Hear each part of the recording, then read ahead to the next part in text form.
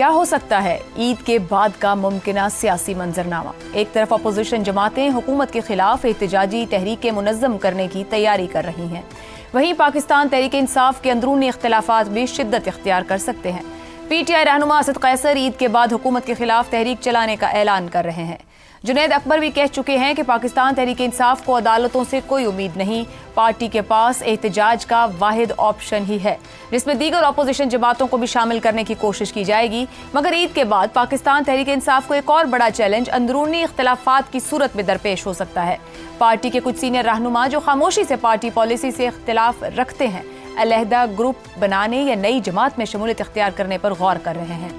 خاص طور پر عمران خان کی قانونی مشکلات اور پارٹی پر جاری کریک ڈاؤن کے بعد بہت سے رہنما اپنی سیاسی بقا کے لیے مختلف حکمت عملیوں پر غور کر رہے ہیں۔ ذرائع کے مطابق پی ٹی آئی کے کچھ رہنما جو پہلے پارٹی کے سخت گیر موقف کے حامی تھے، اب ایک مفاہمتی پالیسی اپنانے کی خواہش رکھتے ہیں، جبکہ عمران خان اور ان کے قریبی ساتھی تصادم کی حکمت عملی پر قائم ہیں۔ اس سے پارٹی میں واضح تقسیم کا خدشہ ہے۔ شیر افضل مروت نے بھی دعویٰ کیا ہے کہ پی ٹی آئی میں فارورڈ بلاک بننے جا رہا ہے۔ اسی طرح عید کے بعد تحریک تحفظ آئین پاکستان نے بھی اے پی سی بلانے کا اعلان کیا ہے تاکہ عام انتخابات اور آئینی معاملات پر اتفاق رائے پیدا کیا جا سکے۔ ادھر مولانا فضل الرحمان بھی عید کے بعد تحریک چلانے پر فیصلہ کرنے کی بات کر چکے ہیں، مگر کیا وہ اپوزیشن کے کسی گرینڈ الائنس کا حصہ بنیں گے، یہ کہنا بھی قبل از وقت ہوگا۔ جماعت اسلامی بھی عید کے بعد مارچ کا اعلان کر چکی ہے۔ یوں دکھائی دے رہا ہے کہ اپوزیشن کی قریباً تمام سیاسی جماعتیں عید گزرنے کا انتظار کر رہی ہیں کہ کب عید گزرے اور وہ حکومت کے خلاف احتجاجی تحریک کا آغاز کر دیں۔ مگر کیا یہ سب اتنا آسان ہوگا؟ سب سے پہلے تو حکومت کے خلاف مکمل کامیاب نہیں تو قابل ذکر احتجاج کرنے کے لیے اپوزیشن کو ایک بڑے سیاسی اتحاد یعنی اکٹھ کی ضرورت ہے۔ کیا مولانا فضل الرحمان اپوزیشن الائنس کا حصہ بنیں گے؟ کیا پی ٹی آئی پنجاب میں اپنے حامیوں کو احتجاج کے لیے باہر نکالنے میں کامیاب ہو پائے گی؟ سب سے بڑا اور اہم سوال، کیا پاکستان میں آج تک کسی سیاسی احتجاج یا سیاسی اتحاد سے ایسی سیاسی حکومت کو ختم کیا جا سکا ہے جس حکومت کے ون پیج پر ہونے کا کسی کو بھی شک نہ ہو، اور حکومت اپنی داخلی، خارجہ اور معاشی پالیسیز پر کامیابی کا بڑا کریڈٹ بھی اسی ون پیج کو دیتی ہو؟ اسی پر پینل کی رائے آپ کے سامنے رکھیں گے۔ پینل میں ہمارے ساتھ ہیں زیغم خان، رضا رومی، حماد غزنوی اور افتخار احمد صاحب۔ پروگرام کا سوال آپ سبھی کے لیے، عید کے بعد سڑکیں گرم، صرف احتجاج ہی احتجاج، بانی پی ٹی آئی، بکھری اپوزیشن جماعتیں، تقسیم کا شکار پی ٹی آئی، بہتر معاشی اشاریے، ون پیج، بعد از عید کیا راوی حکومت کے لیے چین ہی لکھے گا؟ رضا رومی صاحب، پاکستان میں حکومتوں کی ایکسپائری 2 سے 3 سال میں ختم ہونے لگتی ہے اور ابھی اس حکومت کو 1 سال 2 ماہ ہوئے ہیں، یعنی کہ کم ہی وقت گزرا۔ اپوزیشن کی ہر چھوٹی بڑی سیاسی جماعت احتجاج اور سڑکوں پر آنے کی بات کر رہی ہے۔ پی ٹی آئی کو تو چلے سمجھ آتا ہے، لیکن کیا مولانا صاحب کو کس بات کی جلدی ہے یا وہ نہیں سمجھ پا رہے اس بات کو؟ عائشہ دیکھیے، مولانا صاحب کے اپنے کئی گریونسز ہیں موجودہ حکومت سے بھی اور مقتدرہ سے بھی، اور غالباً وہ اسی ضمن میں ایک اپوزیشن کا رول بھی جو ہے وہ ادا کر رہے ہیں، لیکن میں نہیں یہ سمجھتا کہ وہ اس حد تک جائیں گے کہ وہ اسٹریٹ ایجیٹیشن کا حصہ بن کر اور اس پورے نظام کو تہہ و بالا کریں اور پھر نئے الیکشن کی طرف جائیں، کیونکہ جب تک ان کو یہ یقین دہانی نہیں ہوگی کہ اس الیکشن سے ان کو کچھ حاصل ہوگا، وہ اس حد تک نہیں جائیں گے۔ ان کا جو گریونس ہے، سب سے پہلے تو وہ سمجھتے ہیں کہ خیبر پختونخوا میں ان کے ساتھ زیادتی ہوئی ہے اور دھاندلی کا وہ شکار ہوئے ہیں، اور ان کی سیٹیں جو تھیں ان کی وہ چلی گئی ہیں۔ وہ کس نے لی ہیں؟ وہ تو پاکستان تحریک انصاف کو ملی ہیں، اور کیا وہ اسی پارٹی کو سپورٹ کریں گے جس نے ان کو ہرا کر خیبر پختونخوا میں حکومت بنا رکھی ہے؟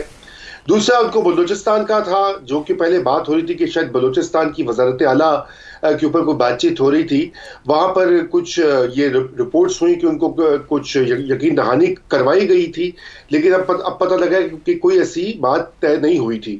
اور پھر تیسری بات یہ کہ فیڈرل گورنمنٹ میں ان کو کچھ نہ کچھ حصہ ملتا رہا ہے پچھلی کئی حکومتوں میں، تو ابھی یہ جو ہے ان کے لیے وہ مقام نہیں آیا کہ وہ اسٹریٹ ایجیٹیشن کا حصہ بنے۔ یہ بھی یاد رکھیے کہ مولانا فضل الرحمان جو ہیں وہ اپنی سیاسی طور پہ بہت وہ زیرک کا وہ ہیں شخص، مگر وہ ان کی سیاست جو ہے وہ کبھی بھی اینٹی اسٹیبلشمنٹ نہیں رہی، نہ تھی اور نہ ہے، اور میرا نہیں خیال کہ ہوگی۔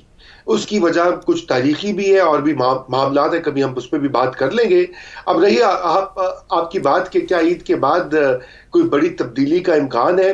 دیکھیے معاملہ اس طرح سے ہے کہ یہ کوئی شک نہیں ہے کہ پاکستان تحریک انصاف کے جو ورکرز ہیں اور وہ غصے میں ہیں اور ان کے بہت ساری شکایتیں ہیں. کچھ ان میں بہت جینوئن شکایتیں ہیں.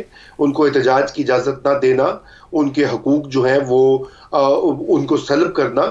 لیکن ان کی بہت سی شکایتیں ایسی بھی ہیں کہ جو کہ بالکل ہی عجیب و غریب قسم کی ہیں. مثلا وہی چیزیں جو وہ اوروں کے لیے پہلے تجویز کرتے رہے, آج ان پر پڑی ہیں تو ان کو بہت برا لگ رہا ہے. تو اس لیے پاکستان تحریک انصاف کا, اور دوسری یہ بات ہے کہ ان کی اگر آپ دیکھیے اس وقت جو لیڈرشپ ہے, بیرسٹر گوہر کو دیکھ لیجئے جو کہ بہت معقول آدمی ہے, لیکن ان کا جو رینک اینڈ فائل ہے وہ ان کی باتوں کو تسلیم کرنے کو تیار نہیں. مثلا بیرسٹر گوہر نے نیشنل سیکیورٹی کمیٹی کی جو میٹنگ تھی, پارلیمانی میٹنگ تھی, اس میں جانے کا فیصلہ کیا, آن دا ریکارڈ کا ہے, میں نے خود سنا ہے ان کی بات, لیکن ان کو ویٹو کر دیا گیا. اب یہ کیسا چیئرمین ہے کہ اس کی بات کوئی ویٹو کر دیا جاتا ہے؟ تو ایسے چیئرمینی سے تو پھر بہتر ہے کہ انسان نہ ہی چیئرمین ہو. اچھا, اور تیسرا جو اس میں ہے, جب تک پارٹی ایک متحد تنظیم کے طور پہ کام نہیں کرے گی یہ معاملہ آگے نہیں بڑھے گا. آپ کا تجزیہ حکومت کے لیے چین لکھ رہا ہے مکمل سکون؟ جی ہاں, مطلب کافی حد تک چین ہے. لیکن آخری بات یہ بھی ہے کہ پاکستان تحریک انصاف نے جو لڑائی لڑنی ہے وہ مختلف فرنٹس پہ لڑنی ہے, عدالت میں, پارلیمنٹ میں اور سڑکوں پہ. اب یہ اس کے لیے آپ کو سیاسی حکمت عملی اور تجربہ کار سیاستدان چاہیے ہوتے ہیں. جو اس وقت کی لیڈرشپ ہے وہ ٹرینڈ سیاستدان نہیں ہے, وہ وکلا ہیں, پروفیشنلز ہیں. وہ جو middle class, upper middle class کے لوگ جو کہ اپنے ڈرائنگ روم کی پہلے سیاست کرتے تھے, اب ان کو سڑکوں کی سیاست کا سامنا ہوا ہے. تو وہ بڑا چیلنجنگ کام ہے, کیونکہ جو لوگ یہ کام کر سکتے ہیں یا تو وہ جیل میں ہیں یا وہ خاموش ہیں. مثلا اسد کیسر صاحب کا ایگزامپل لے لیجیے. درست ہو گیا, لیکن آپ نے بڑا ہی ویلڈ سوال اٹھا دیا رضا رومی صاحب. سلمان اکرم راجہ حماد صاحب جن کے ہاتھ میں اس وقت تمام ذمہ داری اور جو فیصلے لے رہے ہیں, یہاں تک کہ کون ملے گا اندر کون نہیں ملے گا, خان صاحب سے ملنے کے بعد گفتگو ہونی چاہیے یا نہیں ہونی چاہیے, وہ یہ کورٹ کو لکھ کے دے رہے ہیں. وہ بنیادی طور پر ایک غیر سیاسی ذہن ہے. ابھی سیاسی حکمت عملی کی بات ہوئی, اہم ذمہ داری دے کر ان کو کیا پارٹی میں مزید تقسیم کا عمل تیز نہیں ہو گیا؟ لیڈر عمران خان ہو یا ان سے کوئی بڑا لیڈر کوئی ہے نہیں ہے, ان کی غیر موجودگی میں جو بھی بندہ لے کے چلے گا چیزوں کو, اس کو ایک پولیٹیکل اسٹریٹجی یا پولیٹیکل مائنڈ سیٹ کی ضرورت نہیں ہے؟ درست فرمایا آپ نے. یہ جو گوہر صاحب کا ہم نام لے رہے ہیں, سلمان اکرم راجہ صاحب بھی اسی قبیل کے آدمی سمجھ لیجئے. یہ جو وکلاء ہیں یہ سیاسی اس طرح نہ ذہن رکھتے ہیں, نہ ان کی تربیت ہے, نہ پس منظر ہے, نہ انہوں نے پہلے یہ کام کبھی کیا ہے.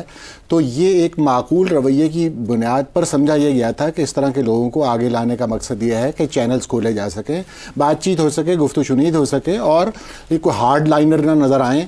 یہ اسٹریٹجی لگتی تھی, لیکن یہ ہوا نہیں, کیونکہ جو فالوورز ہیں, جو پی ٹی آئی کے اس وقت جو حامی ہیں, ان کا مزاج بالکل مختلف ہے, اور ان کا وہی مزاج ہے جو کہ بانی کا ٹویٹر ہینڈل کہتا ہے. لہٰذا وہ بیچ میں یہ لوگ تو معلق ہو گئے ہیں, اور ان کی کمیونیکیشن عوام کی, اپنے حامیوں کی, اپنے لیڈر کے ساتھ جاری ہے.